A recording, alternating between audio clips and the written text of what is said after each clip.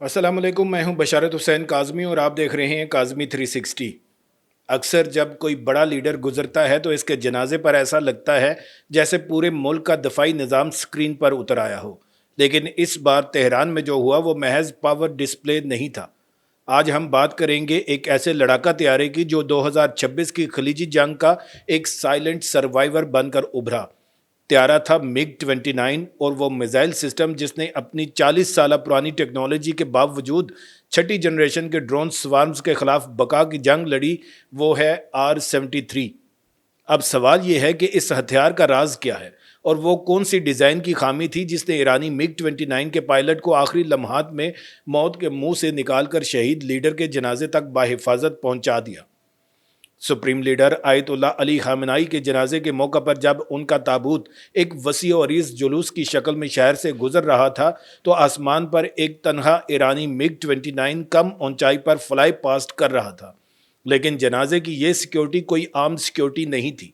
इस जेट ने अपने 6 अंडर विंग हार्ड पॉइंट्स पर मिसाइलों का एक ऐसा अजीबो गरीब इम्तजाज उठा रखा था जो फ़ज़ाई जंगी हिकमत अमली की सारी किताबों को चैलेंज करता है।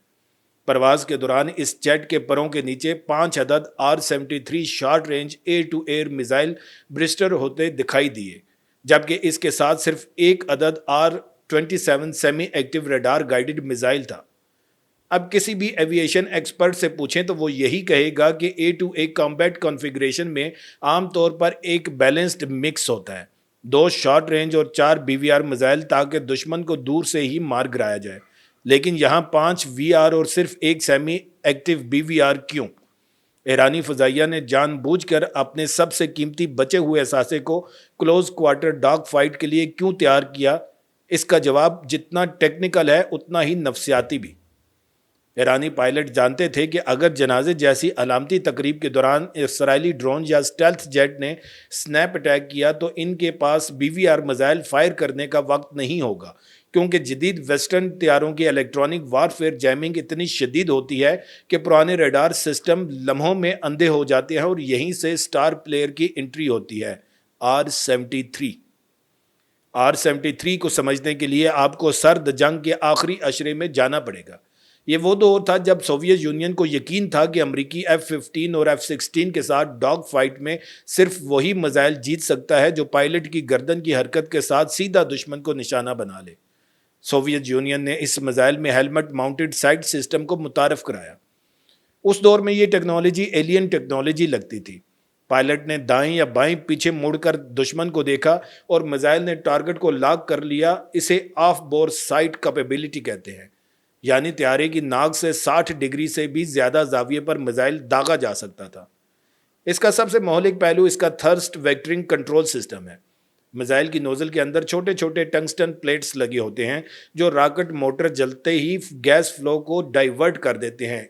इसका मतलब है कि लॉन्च के फौरन बाद जब मिसाइल की रफ्तार बहुत कम होती है और एरोडायनामिक सरफेस काम नहीं करती, तब भी R-73 अपनी जगह पर चक्कर काट कर पीछे से आने वाले दुश्मन पर पलट सकता है।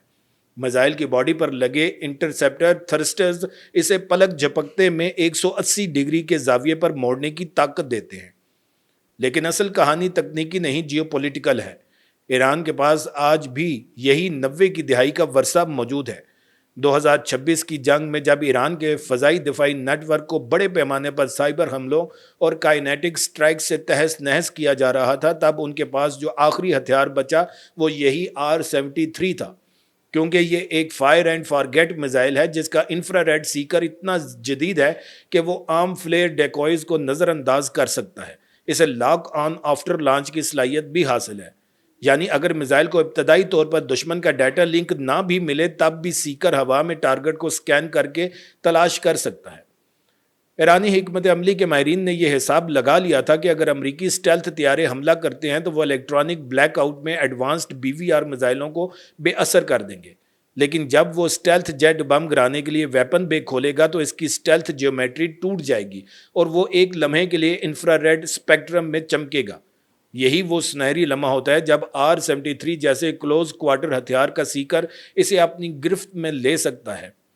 जनाजे वाले दिन ईरानी पायलट ने अपने जेट को कम अज़ कम असलहे के बोझ के साथ इंतहाई चुस्त रखा और 5 R-73 اس لیے لوڈ کیے کہ اگر پہلی لہر میں بھی دشمن آ جاتا تو وہ بغیر کسی الیکٹرونک سپورٹ کے صرف اپنی آنکھوں اور ہیلمٹ کی مدد سے 5 الگ الگ ٹارگٹس کو مار گرانے کی صلاحیت رکھتا تھا۔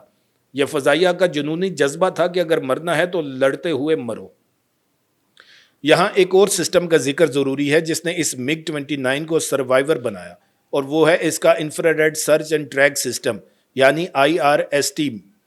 MiG 29 کی ناک کے بالکل سامنے ایک چھوٹی سی گیند نما کھڑکی ہے۔ یہ کوئی کیمرہ نہیں بلکہ ایک پیسیو سینسر ہے جو صرف گرمی کی لہروں کو ڈیٹیکٹ کرتا ہے۔ اس کا مطلب ہے کہ اگر دشمن کے طیارے نے اپنا ریڈار بند کر بھی رکھا ہے تب بھی MiG 29 کا پائلٹ اپنی ہیڈ اپ ڈسپلے پر دشمن کی پوزیشن دیکھ سکتا ہے۔ 2026 کی جنگ کے ایک مبینہ واقعے میں بتایا جاتا ہے کہ ایک ایرانی MiG 29 نے خلیج فارس کے اوپر ایک جدید اسرائیلی ڈرون کو صرف IRST کے ذریعے ڈیٹیکٹ کیا کیونکہ ڈرون کی کمیونیکیشن بالکل خاموش تھی، لیکن اس کے انجن کی حرارت اسے دھوکہ دے گئی۔ پھر MiG 29 نے بغیر ریڈار آن کیے R-73 کو ہیلمٹ کی مدد سے لاک کیا اور ڈرون کو تباہ کر دیا۔ یہ خاموش قتل کی بہترین مثال ہے۔ لیکن اس ہتھیار کی کہانی میں سب سے دلچسپ موڑ وہ سیاسی اور صنعتی جہت ہے جسے اکثر نظر انداز کر دیا جاتا ہے۔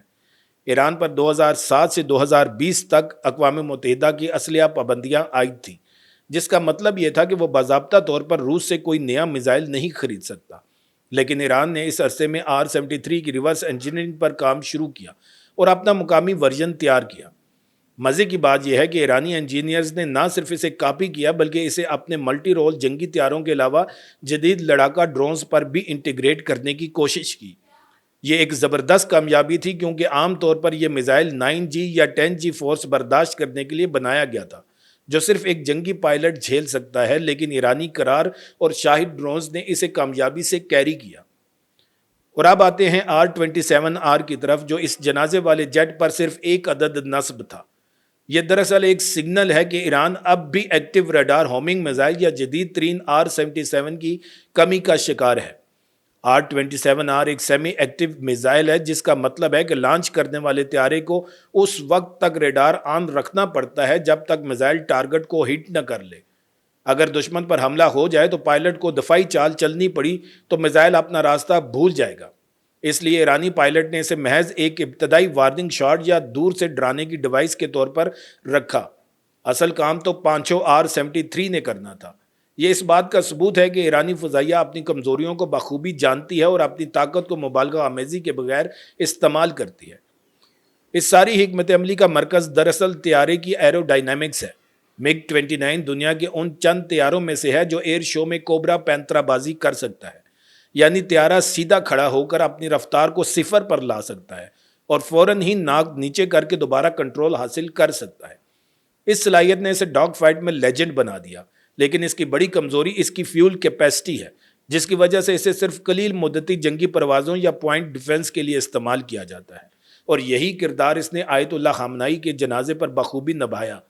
چند منٹ کے لیے پورے تہران کے آسمان کا کنٹرول حاصل کرنا اور پھر فوراً بیس پر واپس آ جانا۔ ایرانی MiG 29 کے پائلٹ نے اس مشن پر اڑان بھرنے سے پہلے اپنی آخری بریفنگ میں غالباً یہی کہا ہوگا کہ اگر ریڈار نے دھوکہ دیا تو کان کی پٹی سے نہیں لڑنا، آنکھوں سے لڑنا ہے، اور R-73 کی سیکر آئی بال آنکھوں کا ہی ایکسٹینشن ہے۔